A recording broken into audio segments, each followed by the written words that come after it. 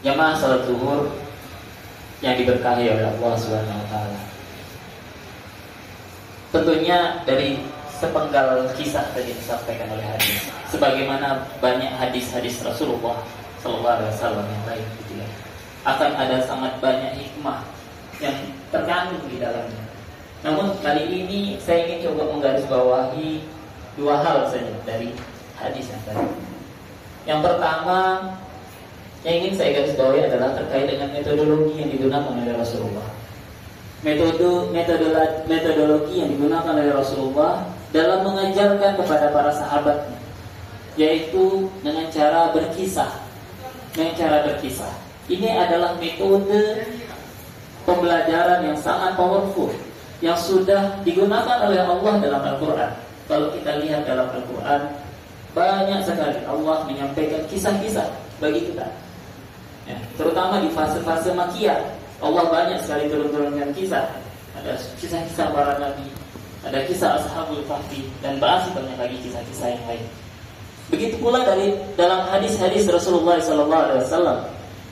Nabi SAW banyak sekali menceritakan kisah, baik yang sudah terjadi pada waktu dahulu ataupun kisah-kisah yang belum terjadi sebagai nubuah beliau. Banyak sekali kisah-kisah tersebut. Dan tidak hanya itu, dalam Islam dan oleh Nabi SAW, kisah-kisah ini juga dijadikan bahkan sampai keputusan politik dilandaskan pada kisah-kisah. Kita ingat pada waktu Fatu Mekah, ketika Nabi SAW kembali ke Mekah dan menaklukkan kota Mekah.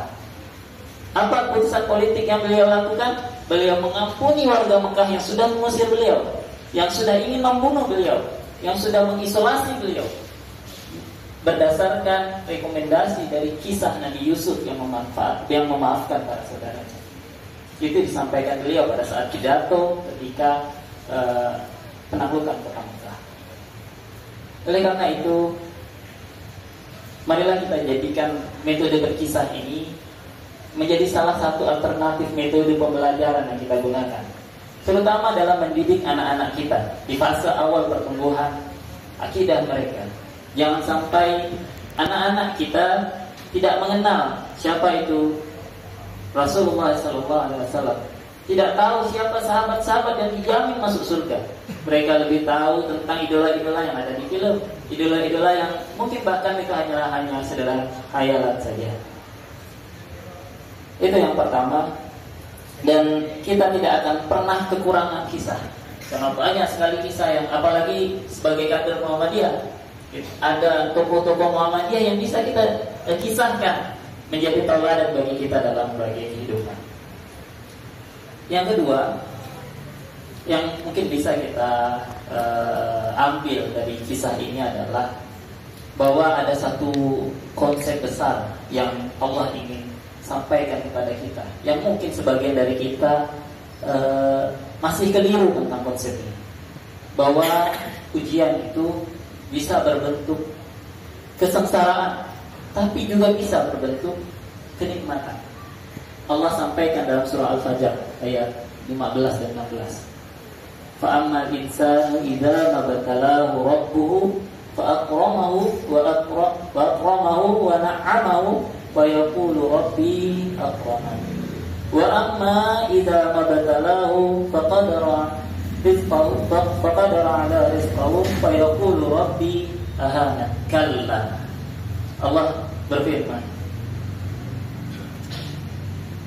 apabila manusia diuji dengan diberikan nikmat, dengan dinaikkan derajatnya, maka mereka berkata, Allah telah memuliakanku. Dan apabila manusia diuji dengan cara disempitkan rezekinya, mereka berkata, Allah telah menyengsarakanku. Allah sampaikan di ayat selanjutnya, kalla, sekali-sekali tidak. Bukan itu konsepnya, salah. Kita salah konsepnya. Karena apa? Karena konsepnya ujian itu bisa berupa kesengsaraan, bisa berupa musibah, dan bisa juga berupa kenikmatan ataupun yang kita terima.